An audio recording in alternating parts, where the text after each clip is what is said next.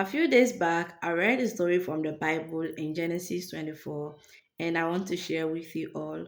Welcome to episode 21 of Sharing God's Word with you. Here's the story. Abraham ordered his servants to go to his hometown and get a wife for Isaac, his son. When Abraham's servant reached the town, he asked God for directions to give him the right woman for Isaac. And luckily, he met with Rebecca, who showed him kindness by offering water and also watering his camels. After that, Abraham's servant asked Rebecca to take him to her father's house. When they reached the house, they welcomed Abraham's servant warmly and gave him food. But he refused the food and he said, I will not eat unless I have said what I have to say.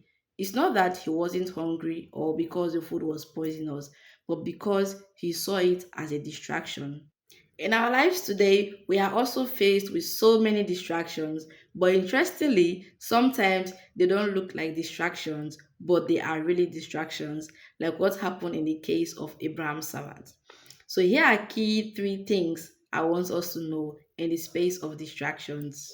Firstly, we need to know that some things are not sinful, but we can't do them because they are not in line with our purpose. First Corinthians 10:23 tells us that all things are lawful, but not all things helps to build us up.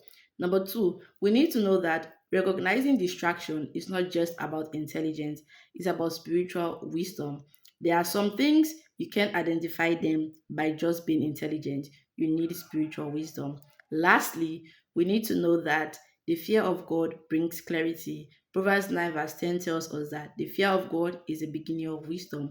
If you want to identify distractions, you need to fear God by reading His word and obeying His commandments. So, if we want to identify distractions, we need to be close to God, read His word, and obey His commandments so that He can direct us to identify distractions.